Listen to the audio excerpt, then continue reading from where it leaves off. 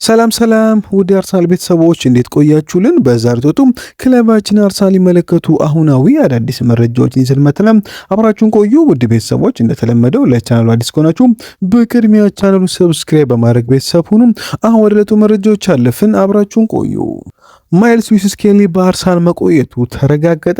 ስኬሊ ሙሉ በሙሉ ትኩረቱን አርሰናል ውስጥ ቦታውን በማጠናከር ላይ ያደረገ ሲሆን ከክለቡ መልቀቅ ወይም ዝውውር ለመጠየቅ ምንም አይነት ፍላጎት የለውም ተብሏል። የዚህ ወጣት ተጫዋች ዋና ዓላማ አርሰናል ውስጥ ቦታውን ማረጋገጥና እድገቱን መቀጠል ነው ሲል ገነር ብሎግ ዘግቦታል። ሁሊያን አልቫሬስ ከአትሌቲኮ ማድሪድ ሊለቅ አሁንም ጽኑ ፍላጎት ያለው ሲሆን በስተመጨረሻም ክለቡ እሱን ከመሸጦች ሌላ አማራጭ እንደሌለው አምኗልም ተብሏል። አርሰናል ከአርጀንቲና ጋር ግንኙነቱን አሁንም የቀጠለ ሲሆን የአትሌቲኮ ቀድሚያ ግን የሚሰጠው አሁንም ተጫዋቹን ለስፔን ክለቦች መሸጥ እንዳልሆነም ታውቋል።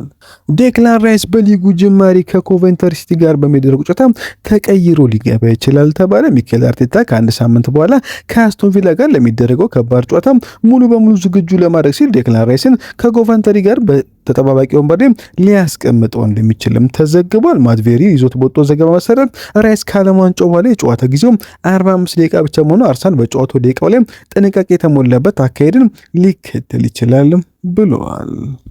ብራድሊ ባርኮላ ከሊቨርፑል ይልቅ ወደ አርሰናልና ወደ ለንደን መዘዋወር እንደሚመር ተዘገበ። ነገር ግን አርሰናል ለፒኤስጂ ተጫዋች የተጠየቀውን ውድ ዋጋ ለመክፈል ፍላጎት እንዳለው የሚያሳይ ምንም አይነት ፍንጭ ስለሌለ ተጫዋቹ ምናልባትም ወደ ሊቨርፑል የሚያመራበት እድል አሁን ላይ ሰፊ ይሆናልም ተብለዋል። አርሰናል ለቱርኩ ክለብ ስለ ናይጄሪያው አጥቂ ቪክተር ኦሲሜን ያለውን ፍላጎት የሚገልጽ ኦፊሻሊ ደብዳቤ ላከ ቢሆንም የቱርኩ ክለብ ግን አሁንም ይፋ የዋጋ ጥያቄ እየጠበቀ ይገኛልም ተብሏል። የጋላታሳራይ ፕሬዚዳንት ዱርሱን ኦዝቤክ ተጫዋቹም ከ111 ሚሊዮን ፓውንድ በታች ለመሸጥ ፈቃደኛ ያልሆኑ ሲሆን ሚኬል አርቴታ የጠየቀውን ዋጋ ያውቃልም ተብሏል። በቀጣይ ቀናት አንድሪያ ቤርታ ተጫዋቹን ለማስፈረም ገፍቶ ወደፊት እንደሚሄድም ይጠበቃል ሲል ፉርካን ዘግቦታል። በአርሰናል በማንቸስተር ሲቲና በቶተንሃም የሚፈለገው ፖርቹጋላዊ መስመር አጥቂ ፔድሮ ኔቶ ከቼልሲ እስከ 100 ሚሊዮን ፓውንድ ተጠየቀበት ተባለ። አርሰናል ባለፉት ሳምንታት ከፔድሮ ኔቶ ጋር ስሙ የተያዘ ቢሆንም አሁን ላይ ግን ከፔድሮ ኔቶ ዝውውር ሙሉ በሙሉ መውጣቱን ሜትሮ ዘግቦታል። አርሰናል ለብላክበርኑ አጥቂ ኢጎር ታይጆን እስከ 2 ሚሊዮን ፓውንድ የሚደርስ ጥያቄ አቅርበዋል ተባለ። 18 ዓመቱ ከብላክበርን መልቀቁ ላይ እርግጥ ሲሆን ምናልባትም ወደ አርሰናል ይዘዋወራልም ተብሏል። ነገር ግን ብላክበርን ተጫዋቹ ሊለቅ ፈቃደኛ ባለመሆኑም ድርድሩ አሁን ላይ ውስብስብ እየሆነ መጥቷልም ተብሏል። ተጫዋቹ በዚህ ክረምት ብላክበርን ይለቅ ፈቃደኛ ሲሆን ብላክበርን ደግሞ በተቃራኒ ተጫዋቹን ለማቆየት ትልቅ ፍላጎት አለው ተብሏል። ጆዜ ሞሪኖ ሪያል ማድሪድ በዚህ ክረምት ማርቲን ዙቢሜንዲን ለማስፈር የሚያደርገውን ጥረት እንዲገፋበት አረንጓዴ መብራት መስጠታቸው ተዘገበ። የስፔኑ ሙንዶ ዲፖርቲቮ ይዞት በወጣው ዘገባ መሰረት ትክክለኛው ጋር ከቀረበ አሁን ለአርሰናል አማካዩን ለመሸጥ ፈቃደኛ ሊሆን የሚችል ሲሆን የዙቢሜንዲ ወኪሎችም የዝውውሩን እድል እየገመገሙ ይገኛሉ ተብሏል። ፋብሪዚዮ ሮማኖ ዛሬ ይዞት በወጣው ዘገባ መሰረት ኢታኖሪ ከበርካታ ክለቦች ከፍተኛ ፍላጎት እየሳበ ይገኛል ተባለ። ኤሲ ሚላን፣ የጀርመን ክለቦችና የቱርኩ ክለብ ጋልሳሬ የአርሰናሉን ኮከብ ለማስፈረም አርሰናል ያነጋገሩ ሲሆን የፕሪሚየር ሊግ ክለቦቹም እንዲሁ እንቅስቃሴ መጀመራቸውንም ታውቋል። በነዋሪ ዙሪያ በርካታ እንቅስቃሴ የሚጠበቁ ሲሆን የመጨረሻ ውሳኔ በተጫዋቹ ቤተሰቡና በወኪሎቹ እጅ ላይ ያረፈ ይሆናል ሲል ፋብሪዚዮ ሮማኖ ዘግቦታል። ዊሊያም ሳሊባ ከጀርባ ጉዳቱ በመመገብ ላይ ሲሆን በመሆኑ እስከ ጥቅም ድረስ ከሜዳ እንደሚርቅ ይጠበቃል ተባለ። የአርሰናል ተከላካይ ለወራት ያህል በህመም ምክንያት አሁን ላይ ከአርሰናል ስብስብ ውጭ ሆኖ የሚቆያልም ተባለ። ነገርም አርሰናል ተጫዋቹ በቶሎ ወደ ሜዳ እንዲመለስ አሁን ላይ በውጉት እየጠበቁ ይገኛሉ ተብሏል። ፋብሪዚዮ ሮማኖ አዲስ ይዞት በወጣው ዘገባ መሰረት በአሁኑ ሰዓት በናፖሊና በአርሰናል መካከል ስለ ማርቴሊ ምንም የተጨባጭ ነገር የለም ብሎ የናፖሊ ፍላጎት ቢወራ ፋብሪዚዮ ሮማኖ እንደገለጸው ከሆነ ለአርሰናል ሁለቶቹ የደረሰ ጥያቄ ዋጋም የለምም ተብሎ የማርቲኔሊ ቆይታ አሁንም ክፍት ሆኖ ይቀጥላል ሲል ፋብሪዚዮ ሮማኖ አያይዞ ዘግቦታል። የክለባችን ካፒቴን ማርቲን ኦዴጋርድ በአንዳንድ ጉዳዮች ላይ አስተያየት ሰጠ። ባለፈው ዓመት በርካታ አስቸጋሪ አጋጣሚዎች የበዙበት እጅግ ፈታኝ ጊዜ እንደነበር አስባለሁ። ለእግር ኳስ ተጫዋች በሜዳ ላይ መገኘት አለመቻል ከሁሉም በላይ ከፋ ነገር ነው። በርካታ ያልተለመዱ ጉዳቶችና የእድል ማጣት አጋጥሞ ነበር። ስለዚህ ዓመቱን ያጠናቀቁበት መንገድ በመጀመሪያም እዚህ ዋንጫ ማንሳት፣ በመቀጠል በጥሩ ዓለም ዋንጫ ቆይታና ከዚያም በረፍ መጠናቀቁ ለእኔ በጣም ጥሩ ነበር። አሁን ጥሩ ስሜት ይሰማኛል።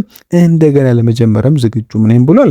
ስለ ቦርኖ ጉማሬሽ የጠየቀው ማርቲን ማርቲን ኦዴጋርድ ከመጣበት የመጀመሪያው ቀን ጀምሮ ነገሮችም በጣም የተፈጥሮ ኃይል የተቀላጠፉ ነበር። ቀደም ሲል ከሱ ጋር በሜዳ ላይ ትልልቅ ፍልሚያዎችን እናደርግ የነበረ ቢሆንም አሁን ግን የቡድናችን አካል ሆኖ በቡድን ውስጥ በቀላሉ ተዋህዷል። ብቃቱንም ማየት ትችላላችሁም ብሎ ኳስ መንጠቅ ይችላል። ታጋዩ ነገርም ከእግሩ ስር ኳስ ሲኖር ከፍተኛ ችሎታ አለው ሲል ተናግረዋል። ፓትሪስ ኤቭራ ስለ ሜልሲዩስ ኬሊ አስተያየት ሰጠ። በእውነቱ በኮሚኒቲ ሺልድ ጨዋታ ላይ ከተመለከትኩት በኋላ አርሰናል እንዴት እሱን ለመልቀቅ እንደሚያስብ በፍጹም አይገባኝም። ዩናይትዶች ማለማቸው መቀጠል ይችላል። ይህ ልጅ ልዩ ነው ያለው እምነት፣ የረጋ መንፈስና ስብዕና አርሰናል የአማይ ክፍል ለ10 ዓመታት ያህል ሲመራ የነበረ ነው ይመስለው። ስለሆነም አርሰናል ተጫዋቹ ሊለቅ የሚችልበት እድል አሁን ሙሉ በሙሉ የለም ሲል ተናግረዋል። አርሰናል ከኤዝሬ ኮንሳና ጃሬል ኳንሳ ይልቅ በጃኪን ሺልውድ ላይ ኢላማ ሊያደርግ ይችላል ተባለ። አንድ ዓመቱ የብራይተን ኮከብ አማካይ በአማካይ ስፍራ በመሃል ተከላካይ እንዲሁም በሁለቱም የመስመር ተከላካዮች ቦታ ላይ መጫወት የሚችል ሲሆን ይህም አጠቃላይ ሁለገብነቱ ሚኬል አርቴታ በእጅጉ ስቦታል ተብሏል። ኤቨርተን አርሰናል ኤዝሬ ኮንሳን ዝውውር ካጠናቀም ለቤን ሆይት ጥያቄ ለማቅረብ ዝግጁ ነው ተባለ። 8ኛው ተከላካይ ወደ ቋሚ ተሰላፊት ለመመለስ በማሰብ ወደ ኤቨርተን ለመቀላቀል ክፍት እንደሆነም ተዘግቧል። ኤቨርተኖች አሁን ኮንሳ ወደ አርሰናል እስኪቀላቀል ድረስ እየጠበቁም ነው ተብሏል። የኦፕታ ሱፐር ኮምፒውተር የፕሪሚየር ሊግ ዋንጫ ግምቱን ይፋ ያደረገ። አርሰናል የፕሪሚየር ሊግ ዋንጫው የማስጠበቅ እድሉ 38% እድል የተሰጡ ሲሆን ወደ አዲስ የውድድር ዘመን ሲገቡ ቀዳሚ ግምትን አግኝቷል። አርሰናል 38%፣ ማንቸስተር ሲቲ 20.5% እንዲሁም ሊቨርፑል 9.2% ተሰጥቷቸዋል። መድፈኞቹ ባለፈው ውድድር ዘመን ዋንጫውን ካሳኩ በኋላ አሁንም የማሸነፍ እድላቸው ከፍተኛ መሆኑም ታውቋል። አርሰናል ለሚኬል አርቴታ በአዲስ ኮንትራት ጉዳይ የመጨረሻ ዝርዝር ጉዳዮች ላይ እየሰሩ ይገኛሉ ተባለ። አርቴታ በቅርቡ አዲሱን ይፈርማል ተብሎ ይጠበቃል ሲል ፋብሪዚዮ ሮማኖ ዘግቦታል። አርሰናል በዚህ ሳምንት ማርክ ዊልን በተመለከተ አንዳንድ ነገሮችን አድርጓል ተባለ። ነገርም አትሌቲኮ ተከላካዩን ለመሸጥ እንደማይፈልግና አሁን ላይ አርሰናል ተጫዋቹን ለማስፈረም ምንም አይነት ግፊት እንዳያደርግ ምላሽ ሰጥቷቸዋል ሲል ፋብሪዚዮ ሮማኖ ዘግቦታል። ሬስ ኔልሰን በ3 ሚሊዮን ፓውንድ ዝውውር ወደ ዌስትሃም ለመዛወር አሁንም ንግግር ላይ ይገኛል ተባለ። ሳይሞን ሞክቤል እንደዘገበው ከሆነ የቀረው ዋናው ነገር በግል ጥቅሞች ላይ መስማማት ብቻ ነው። በተጨማሪም ኔልሰን ከአርሰናል ጋር ያለውን ቀሪ ኮንትራት መቋጨት አለበት። ያ ከተፈታ ዝውውሩ በፍጥነት ሊጠናቀቅ ይችላል ተብሎ ሳይሞን ሞክቤል ስለ ዊሊያም ሳሊባ ጉዳትም አዲስ ነገር ይዞ ወጥቷል። ሳሊባ ቢያንስ ከ2 እስከ 3 ወራት ያህል ከሜዳ ይርቃልም ብሏል። ሞክቤል አክሎም እንደገለጸው ሳሊባ ቀዶ ጥገና የሚያስፈልገው ቢሆን ኖሮ ለመጋገም ከ4 እስከ 5 ወራት ይወስድበት ነበር። እንደ ድል ሆኖ አርሰናል ያንን ሁኔታ አስቀርቶታልም ብሏል። ኤዝሪ ኮንሳ ሚኬል አርቴታ በዋናነት የሚፈልገው የተከላካይ መስመር ኢላማ ያለ ሲሆን አርቴታ ወዲያውን ተጽዕኖ መፍጠር የሚችል ተጫዋች የሚፈልግ ቢሆንም አርሰናልና አስቶን ቪላ በዋጋ ጉዳይ ላይ አሁንም መስማማት አልቻሉም ብሏል። ሳይሞን ሞክቤል መቀጠልም አርሰናል በዚህ ክረምት ተጫዋቾችን ለመሸጥ ከፍተኛ ጫና አለበት አለ። ሳይሞን ሞክቤል የተናገረው ተጫዋቹ በመጨረሻው ሀብት አሲስት ናቸው። አርሰናል ደግሞ ሂሳቡን ሳያስተካክል ዓመት ከዓመት ከፍተኛ ወጪ ማውጣቱን መቀጠል አይችልም። አርሰናል የፋይናንሻል ህጎች ለማለት ሽያጭ ያስፈልጓል ባያምንም የክለቡ ራሱን የቻለ የፋይናንስ ሞዴል ጠንካራ ሻጭ መሆን እንዳለባቸው ይጠይቃልም ብለዋል። የሳውዲው ክለብ አልሳድ የጋብሪኤል ማርቲኔሊ በቅርብ እየተከታተለ ይገኛል ተባለ። አርሰናሎች የብራዚል መስመር ተጫዋች ዋጋ ከ50 ሚሊዮን ዩሮ በላይ አድርገው ተመነውበታል ሲል ማቴዎ ሞሬቶ ዘግቦታል።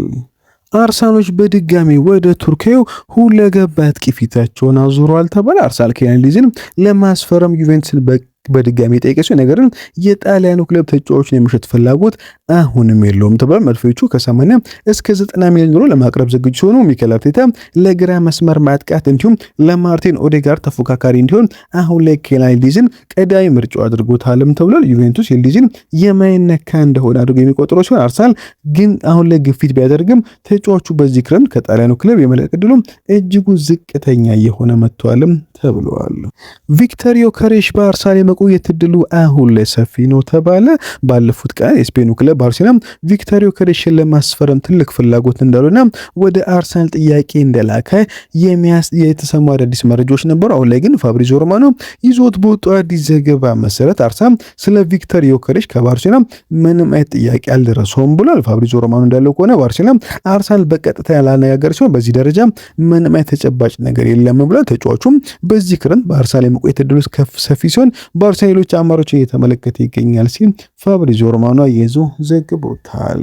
ናፖሊ የክለባችን አጥቂ ጋብሪኤል ሄሱስን ለማስፈረም ከፍተኛ የፋይናንስ ፓኬጅ ያስፈልገዋል ተባለ። የጣሊያኑ ክለብ ለዝውውሩ እስከ 20 ሚሊዮን ዩሮ ገደማ እንዲሁም ተጫዋቹን ለማሳመን ተጨማሪ እስከ 6 ሚሊዮን ዩሮ ያህል እንደሚያስፈልገውም ተዘግቧል። የዚህ ዝውውር ስምምነት እልባት ለማግኘት ጊዜ ይወስዳል ተብሎ ይጠበቃል ሲል ጋዜጣ ዴሎ ስፖርት ዘግቦታል።